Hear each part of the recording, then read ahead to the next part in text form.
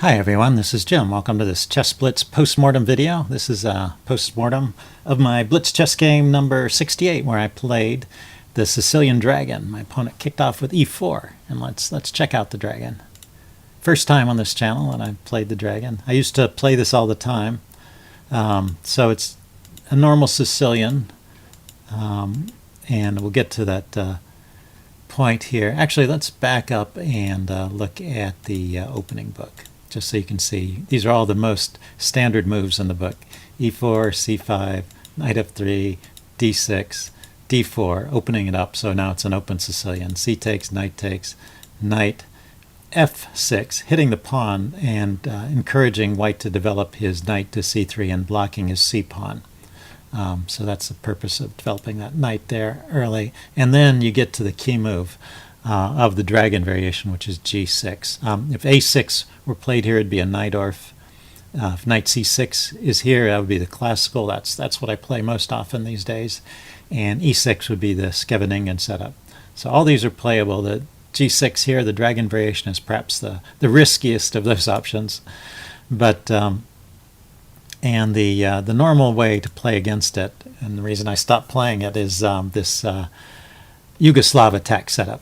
It's like the English attack against the knight-orf. Basically, the bishop comes to e3, this pawn comes to f3, so you can't get a knight here and harass the bishop. The queen comes to d2, and then castles queenside, and the bishop comes to c4 usually, or maybe d2. So anyway, it's a good attacking setup against the dragon, and you have to really be on top of your theory to be able to survive that. And I just lost too many games, so I gave it up. But I figure for the sake of video entertainment here, it's worthwhile playing the dragon now and then. So my opponent didn't play those moves, so he played h3. And this has a similar idea. It stops the knight from coming to g4 so that the bishop can be developed to e3. So I play bishop g7, the normal move. And he follows up with bishop e2, a bit unusual, but that allows him to castle kingside.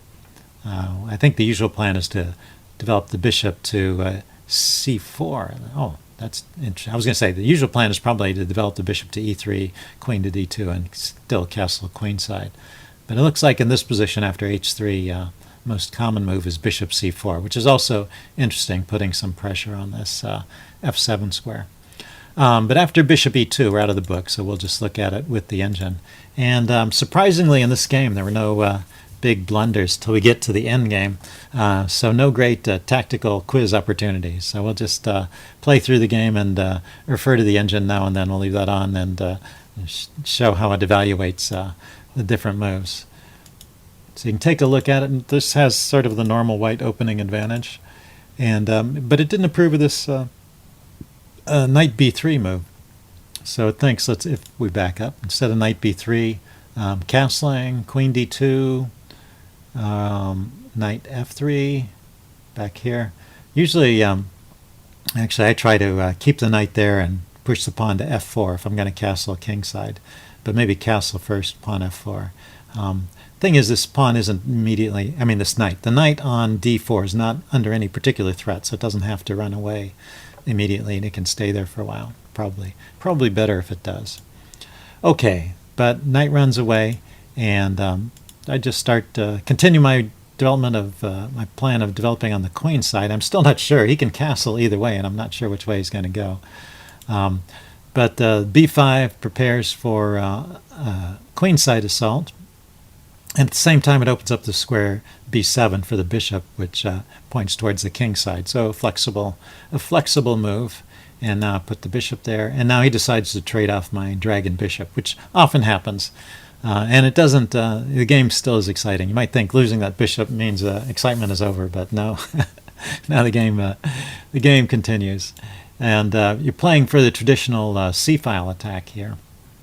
And we'll see how that develops pretty soon. So my knight e5, the idea is he can play f4 here, but I'm just going to move my knight to c4, and if he trades with the bishop, I'm happy to get rid of that bishop.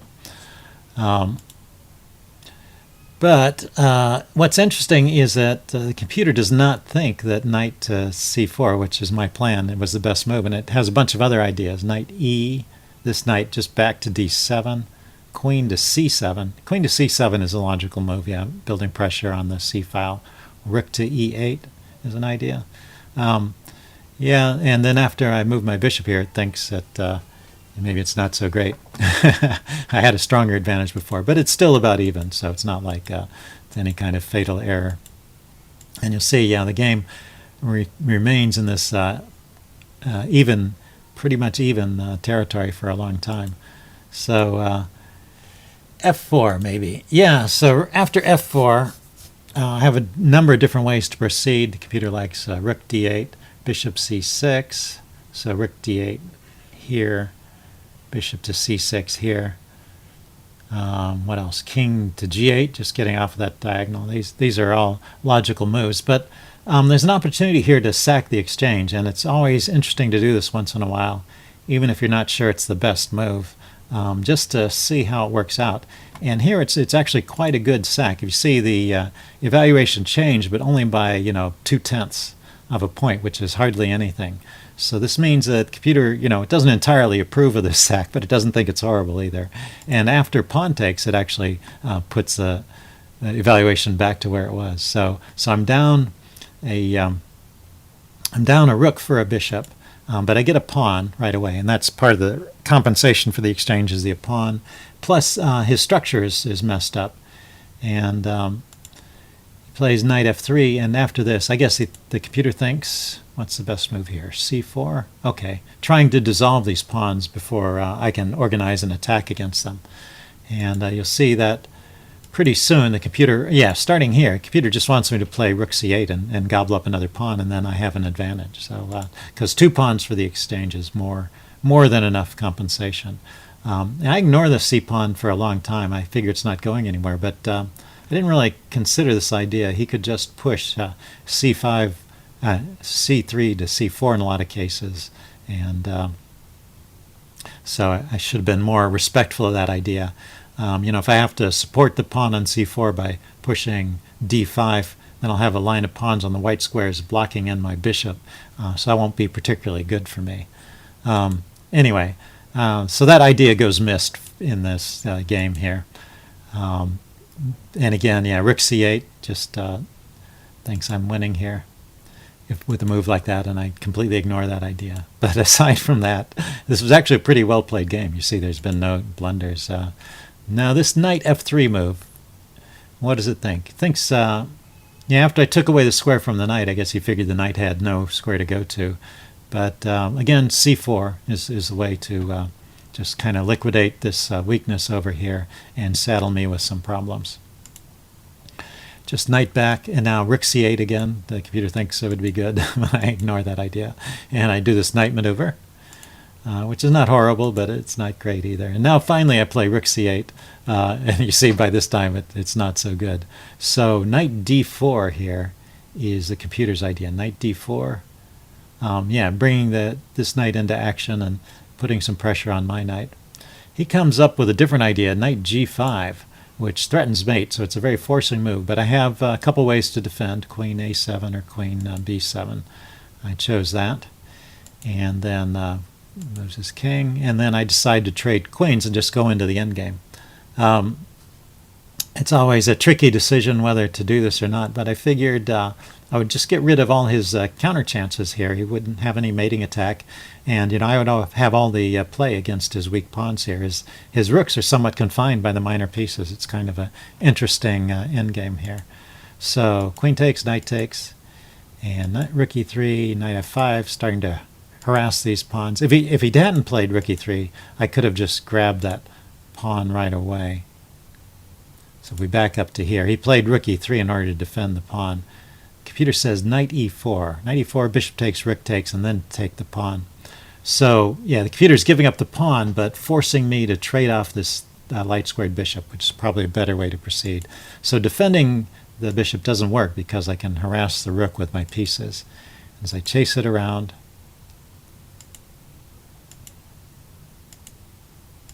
and then grab the pawn.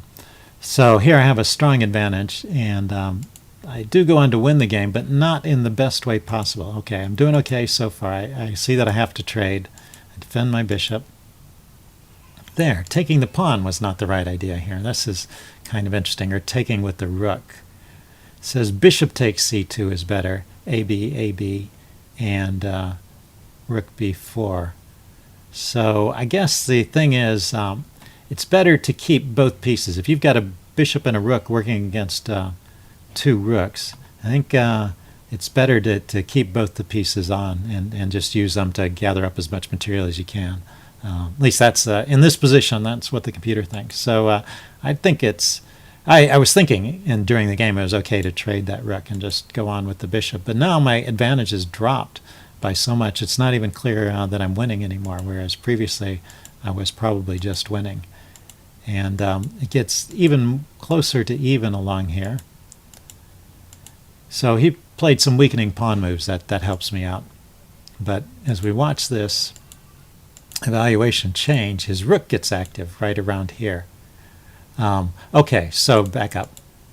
This move f5 was a clear mistake. So he doesn't... the computer thinks he should trade off these remaining pawns with something like g5 and try to create some weaknesses there. Or king f3 it thinks is an idea. So after f5 I can just push ahead with g5, and I've got these two passed pawns, and this should be a winning advantage, definitely. You look at that score. But watch what happens. Rook h2, and so far so good. He attacks a pawn. Aha! Here's the deal. I should just continue to run that pawn. He can't get around and stop that pawn. So if I push, he takes with check. I move my king to attack his rook, and his rook can't get behind the pawn. His rook goes somewhere else, and I push there, and now there's no stopping it. Yeah, so I should just run with the d-pawn here. And I didn't. I came back to defend that. So, oh, it still gives me a strong advantage. Here, at one point, I thought the computer thought it was approaching even. Yeah, see that my advantage has dropped to -1. Rook d7, he gets behind the pawn. Here it drops to half a point. So with rook d6, he could still try and hold a draw. So let's check this out. Rook to d6. No, after looking at it more deeply, it thinks I can still win this. But if I just had played king e7, which would have been my natural instinct, he can play here, check, king here. Then he can just go after these pawns, and I guess I'm having trouble making progress. d3, he goes back here and catches it. How about here? King f2. Gives his king time to come over. Okay, so very close call there. So if we back up, what he actually played in this position was rook to c7. And then after I finally get the idea of playing d3, and there's just no stopping the pawn now. You see the evaluation has gone up. So finally hit on the right idea there. Anyway, I thought that was kind of an interesting endgame. Shows how a bishop plus a couple of pawns can dominate a rook here. And just took him too long to get that rook active, basically. And the pawns were too well coordinated. If my pawns were disconnected and targets for the rook, sometimes the rook can win these games. But by mopping up pawns and then trading itself off for the bishop. But this was a clear win for the side with the bishop, so thought that was kind of interesting. Hope you guys enjoyed that. Leave any comments you have in the section below, and I will see you again soon. Bye.